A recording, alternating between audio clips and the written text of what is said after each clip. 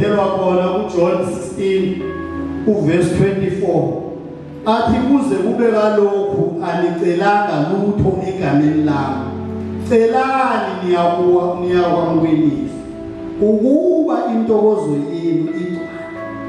Amen. Celani niyakwamukeliswa ukuze intokozo yenu igcwale. Amen bazalwane. Izinto ezizoqhamuka zingacelwanga zikhanga ngendlela asumthokozisa uNkulunkulu, azumthokozisa uJesu ngoba uyaveza la uthi angicelanga lutho egameni lami. Kodwa asibona isidingo sokuthi bafanele ukucela.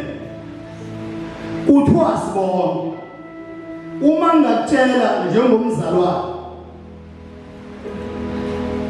angazi ukuthi ubonga ngathi ngonyaka, kodwa uma ngahle isithatha into emini ubonge ekseni uvuka, ubonge ntambama ulala,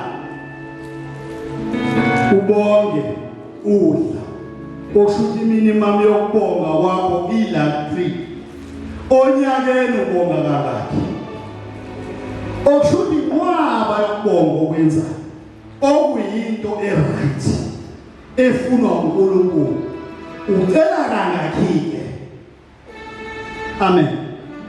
Kusuke mina ngibusisekile ngezinto angibusise ngazo uNkulunkulu ngifike ngizothi hawungaceli hakufuneki nolokwe wacela wrong. Uthi asicele ukuze intokozo yethu igcwale. Amen. Asicele ukuze intokozo yethu igcwale. Ongafuneki yilokhu komona kokuthi manje ufuna lo abesafike lo ufuna lo abe yiloko ke lokho sihamba nomona ke manje yokufuna ukubukwa yizwe ke lokhu uNkulunkulu aphikisana nayo. Kodwa lokho ukuthi kugcwalise intokozo yakho ekwazi ukuthi ulanga phakathi nje unesilonda uyakhala ufuna ukuthi ufuna le yanhliziyo ukuthi mase ecelile yini engane angibekele. Siyayazi inkinga yana ezephendulele ukuthi ngale egcineni yini ayibekele uNkulunkulu. uNkulunkulu ufuna izicelo ezifana nalezo bazalwane.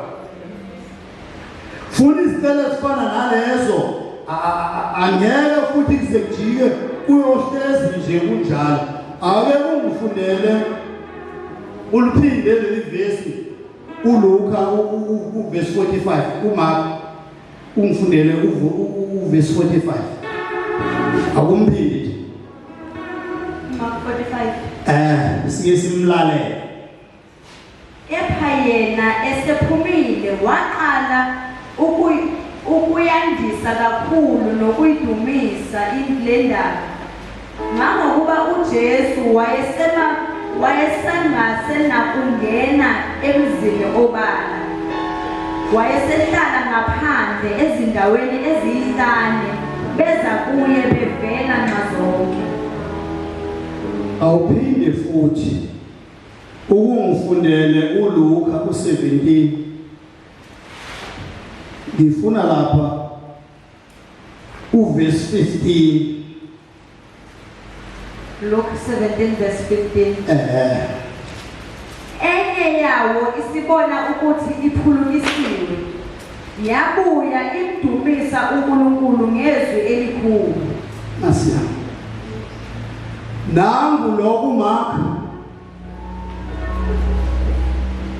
kuthiwe akangayitsheli umuntu le ndaba kahamba ekumpristi, kodwa manje wathi angakuthula nale ndaba engaka, anginakuthula nalo Musa wayikhuluma indaba ngenye indlela wayifafaza, wayivangela, wayishumayela ngokukhuluma kwakhe kwangangendlela ukuthi kwaze kwawuye uJesu manje oseba lenkingi.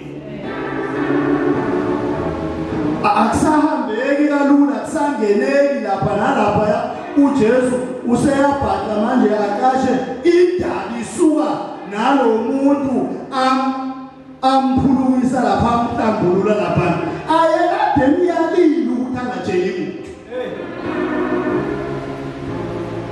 Kwangenkathi emhlambulula wayevese kwazi uJesu ukuthi liyahamba ke manje ivangeli lami, izofika ke manje indaba kuwo wonke umuntu. Azange azamthula kodwa yena wamva, wathi ngomusa awutholile lo wehluleka ukuzibamba. Ilapho ke ngiza khona ukuthi ngeke uzumkhohlisa uNkulunkulu ngenhloso yakho oyicelayo.